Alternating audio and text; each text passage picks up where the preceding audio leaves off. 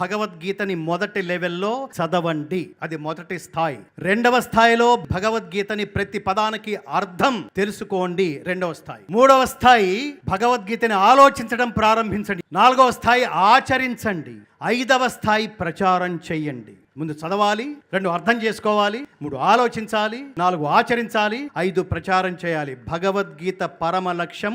ఈ 5 మెట్లు ఎక్కితే తప్ప పరమ లక్ష్యాన్ని మనం చేరలేం మిత్రులారా, చేరలేం. ఎంతమందికి భగవద్గీత తెలుసు, ఎంతమందికి భగవద్గీతల శ్లోకాలు వచ్చు అని ఈ వేదిక నుంచి అడిగితే ఇందాక అదే చెప్పాను. మీరు హిందువులని ఎలా ప్రూవ్ చేసుకుంటారు, ఎలా నిరూపించుకుంటారంటే భగవద్గీత తెలుసా అంటే బుర్రగొక్కోవటం, మీ ఇంట్లో భగవద్గీత పుస్తకం ఉందా అంటే మళ్ళీ ఇంకోసారి బుర్రగొక్కోవటం, ఒకవేళ ఉంది అంటే ఎక్కడుంది మీ ఇంట్లో భగవద్గీత పుస్తకం అంటే అలా చూపించి పూజ గదిలో ఉంది, నేను వెళుతూ దండం పెట్టుకుని వెళ్ళిపోతున్నాను, 2 పూలు దాని మీద వేసి వెళ్ళిపోతున్నాను. దారుణం అది. భగవద్గీత పఠనా గ్రంథం కాదు, పూజ గ్రంథం కాదు, ఆచరణ గ్రంథం.